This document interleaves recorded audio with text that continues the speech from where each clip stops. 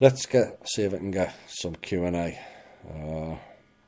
News went on a bit longer than normal, but like I said, there's lots going on around the world that's having dots connected.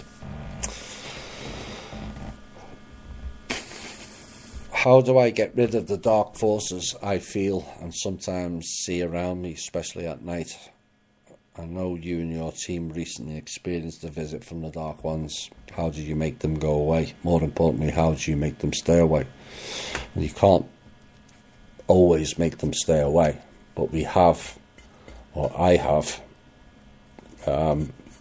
posted a document on the website. It's been referenced many times in the show of how people can defend themselves and stop a lot of these attacks. Go and use it. That's what it's there for, the shielding.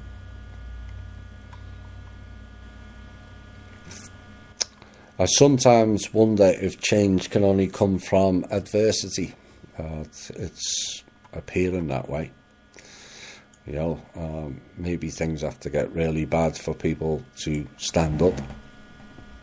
I would like to not go that far or get that far. But the longer people drag their feet and spend more time focusing on wrong things in life and not the real things that are really important, then things drag on. The people who are trying to make the changes can only do so much. We can't do it all, and neither should we.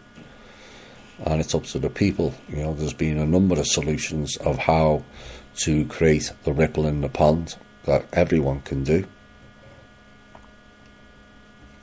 So I'm hoping it doesn't come to that, and it's going to be something serious like collapse of the country or whatever. But the longer it goes on, the more likelihood is that will take place. If the Manor World holds and trust has complete global financial control, how can the Rothschilds cabal block any transfers?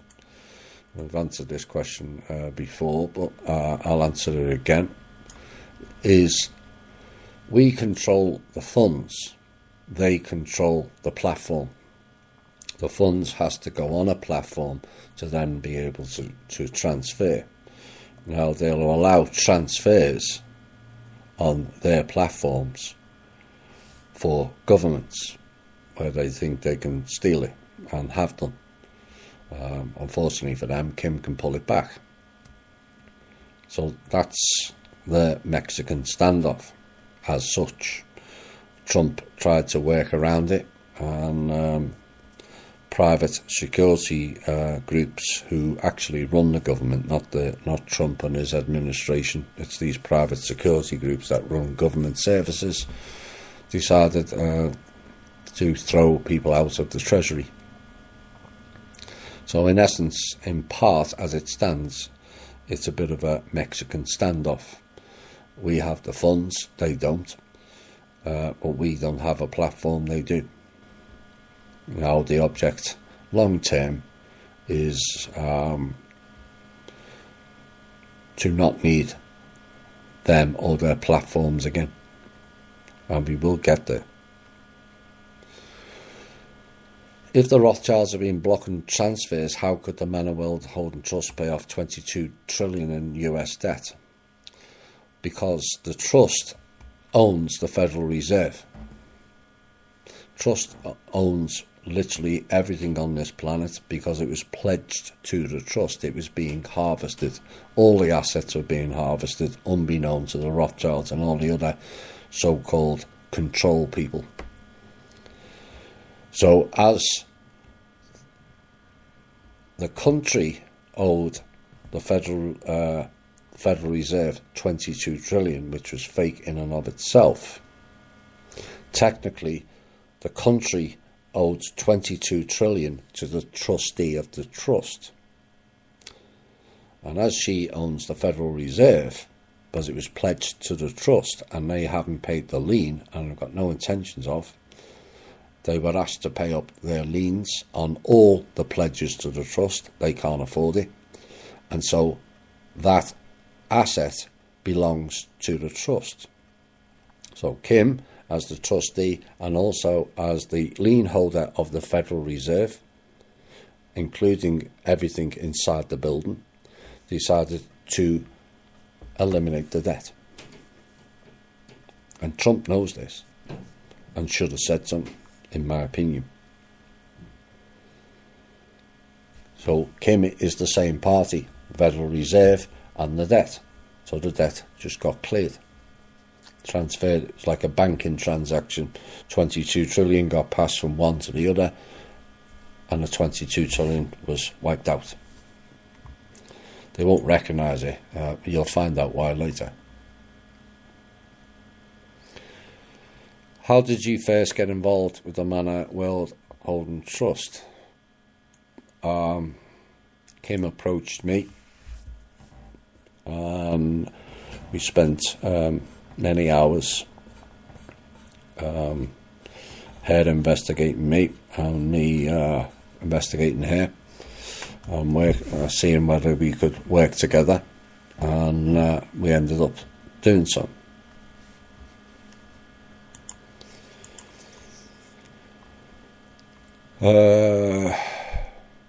Trump's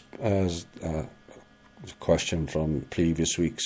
What was Trump's press conference all about? Trump, the US and Israel have never had a stronger relationship.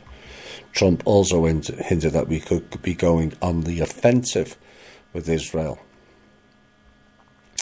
In my opinion, Israel is the cause of so many stupid wars. Why is Trump going in with Israel?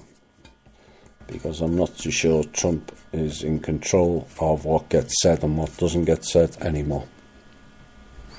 I said back in December, nothing will make sense. It could also be what I warned of 3 years ago, and Trump's connections with Israel. I'm not just Kushner either. Time will tell. But it's not looking good.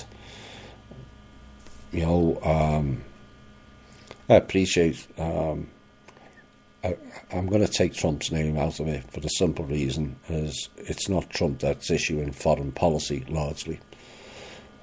But I understand that the administration has to be involved with foreign counterparts. But it seems a little lopsided with one country over all others, does it not? And that in and of itself, the administration was advocating America first.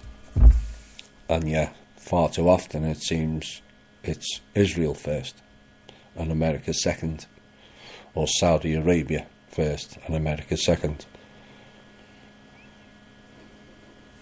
Saudi Arabia are the main funders of Israel. And of course their links to 9/11 should we really be negotiating or trading with that country? My opinion.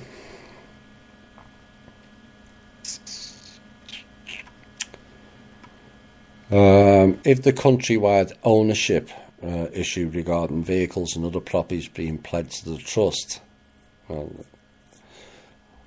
could be addressed, perhaps more attention, credulity would be gained with the masses, and notice the authority via proof of fraud upon the people and also the Manor World Holding Trust.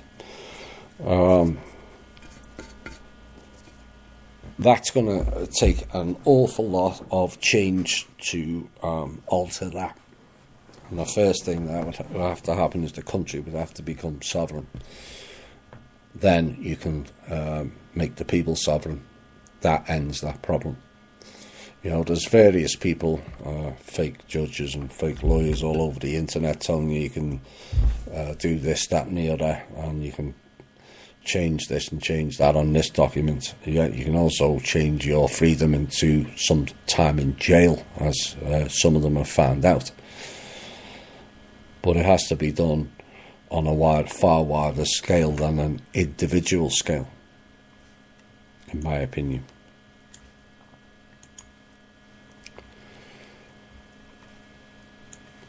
What is the difference between the Kingdom of Mana and the Mana World Holding Trust? Both sides claim they have control of the funding. Both sides say Kim and Jesper are frauds and are not in control anymore. Well, both of them did work together at one point, Jesper and Kim.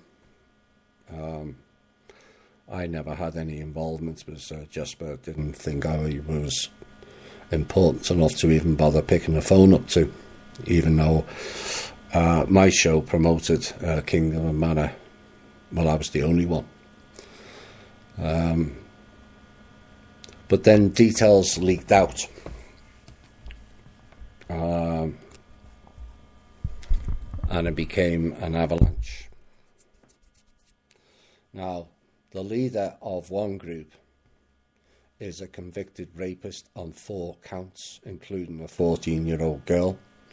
The leader of the other group is the trustee. One directly works for the Rothschilds. One directly works against the Rothschilds. One has never produced any valid working codes, and the other one has done so and evidenced said codes. One had their sovereignty taken away, and one is still the master sovereign. One is operating in a country that did not get approval to do so, and one is known as the unknown country. One has not provided any funds for any country, and one has funded America since last March and provided some funds to other countries. One who has followers who lie through their teeth to the tribal people. One has a follower who's trying to teach them reality. One has followers who threaten people and make them lose their jobs. One has a follower that empowers people and drives them forward. One goes by the title His Majesty Michael, Ariel, Gabriel, Raphael, Zedekiel of all saints, Royal Monarch as King's Supreme Commander and Grand Master Knight of the Sovereign Kingdom of Mana. Breathe, Thomas. And one is known just as Kim, or Kim Possible. Take your pick which one you believe. No, I'm not repeating that name again. I want to get my breath back. Oh, my word.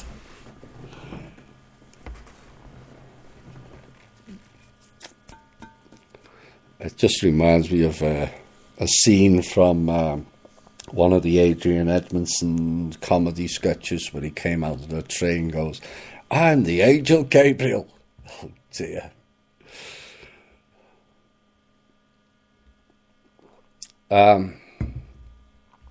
And on we go. What percentage of underground bases, cities, undersea stations have been taken over from the dark beings by the forces of light?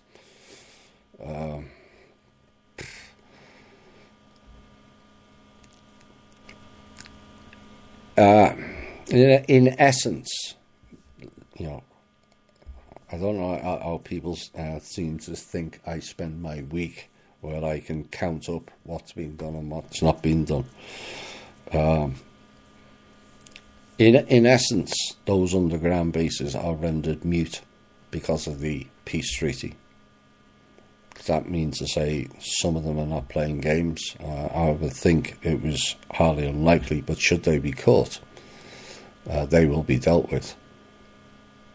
They're under strict orders on the peace treaty. So the idea of these bases being an issue is nowhere near as prevalent as what it used to be, because they're not allowed to interfere with humanity. Are those huge booms that have been heard and reported from different places around America to be understood as this ongoing underground war? I don't think there is as much as an underground war anymore, unless the SSP, who are not in humanity's interest. None of them. There is no alliance. I don't care who tells you otherwise. Forget that nonsense. If the SSP venture into the underground bases like they used to when the martial law was being implemented on the people, then the beings below will blast them, and not many survive. And I would suggest some of them are the explosions you hear in the SSP going into regions they're barred from going in, and they think they're above and beyond everybody else and do so. And I have seen the evidence with my own eyes of the SSP going into a certain place and it getting blown out. So I know it goes on. The issues with the underground bases now are my lab issues.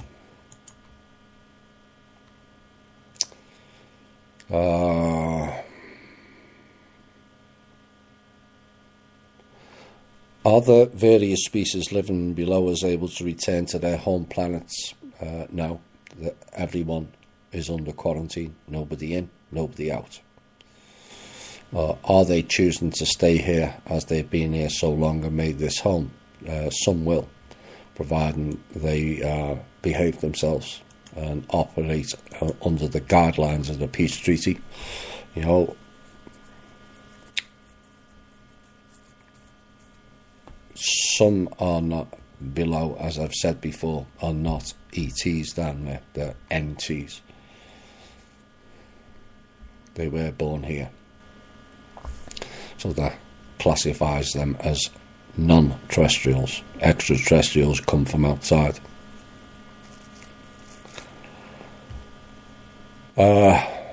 What group do you think Drake and Kent Dunn are getting their info from? Three Stooges, Laurel and Hardy.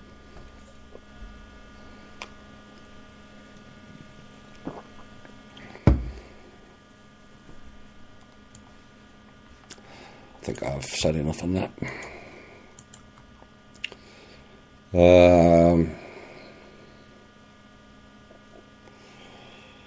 Maybe let's get one more. I know there's a load more questions, and I apologise for not getting through them. I do try to catch up, but when we get loaded up with some of the levels of the questions we've had in the last few weeks, oh dear. How is the term Jew and the Talmud connected to the five factions? Rothschilds. In one simple answer. Are all the five factions all Jews? No. No, there's the Jesuits, there's the secret societies who are operating on behalf of the Egyptian Ra cult. You got the Zionists themselves, and the Asian faction and the Nazi faction. The only issue is all five factions are funded, or were anyway, by the Rothschilds. That's where people get confused. They are technically separate, but as what's always gone on with these Egyptian Israelite people, they fund both sides. They care not who wins as long as they do. You know, if there's 8 horses in a race, the Rothschilds back all 8, so they win, or so they think anyway. Is the term Jew the container word for the chosen bloodlines? Kind of, yes. But they're not from Israel. Any updates on Fiji? No, I'm sorry.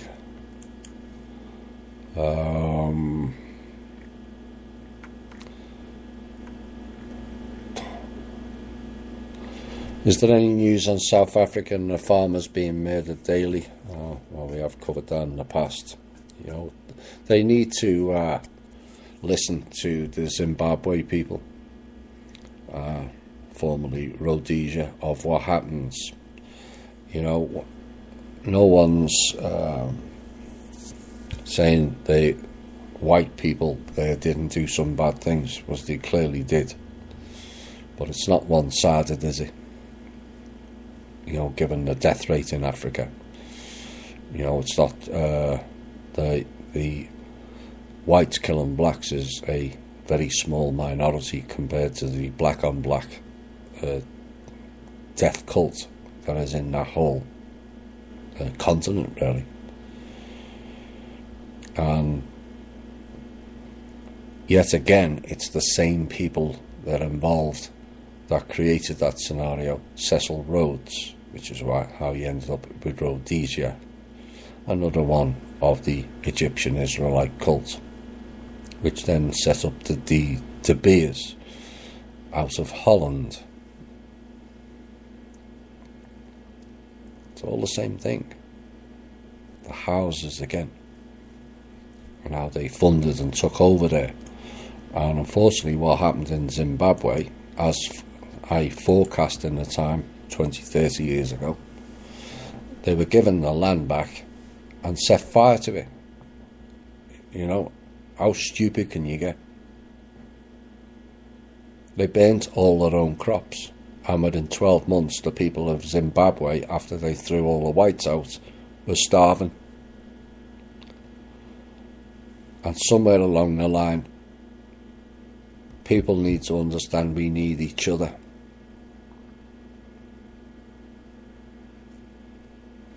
That's the problem. What we don't need is these banker groups and family lines involved in diamonds and oil and all that malarkey in your country. Throw them out. Boycott them. Get money together and build your own oil wells and just don't use theirs. You know. But it's all too easy to go and blame the whites did this and the whites did that, when the death rate amongst the black community is beyond scandalous. It needs to be addressed. Right, final piece before we go into the intel. Based on a couple of the members deciding this week to post more positive news, which is a good thing, because you get tired of sin eating. But there's a couple of things that bucks the system, and it's an example of people standing up and going, we're not accepting what you're giving to us and we're going to do something different. And I'm going to give kudos to Craig and Danica Shoji of Honolulu, Hawaii, who set up Revive and Refresh, where they have mobile showers and a food canteen to help the poor or the homeless there. Or then we have people in Norway with excessive apple trees, who bagged up all the apples and hung them on their fences for the poor and the homeless to have free fruit, rather than letting them go to waste. That is called future thinking, and we need more of that, more people to do it. But it's also an example of many people around the world now saying F you to the system of the have and have nots. A judge threw out the Bundy case this week, barring any retrial, which is another FU to the system, for those of you who remember what happened with the Bundys. And Florida deletes Common Core, another FU to the system. Hopefully we can continue that vein and we get more people involved and thinking in that way. Perhaps this song's appropriate.